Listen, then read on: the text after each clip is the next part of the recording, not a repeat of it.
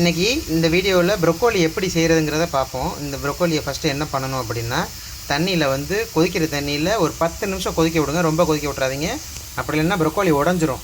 Okay, ஒரு முழு பூண்டு இருக்குல்ல, அந்த பூண்டு ஃபுல்லாத்தையும் நல்லா குட்டி குட்டியாக வெட்டி ஃபஸ்ட்டு எண்ணெயை ஊற்றி பூண்டை போட்டுருங்க.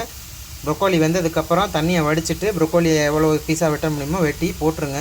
போட்டுட்டு பெப்பரு, மிளகாத்தூள், உப்பு ஓகே போட்டு நல்லா வதக்குங்க. ஓரளவு இது பண்ணும்போது கொஞ்சம் கிறிஸ்பியாக ஆகும்.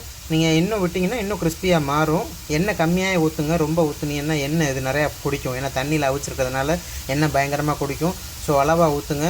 பெப்பர், மிளகாத்தூள் போட்டாச்சு. போட்டதுக்கப்புறம் இந்த மாதிரி தான் கலரில் வரும். கொஞ்சம் தண்ணி விடும், பார்த்தீங்கனாலே தெரியும் தண்ணி விடுதா. தண்ணி நல்லா வற்றினதுக்கப்புறம் அப்படியே வறுத்துக்கிட்டே இருங்க. வதக்கிக்கிட்டே இருந்தால் நல்லாயிருக்கும்.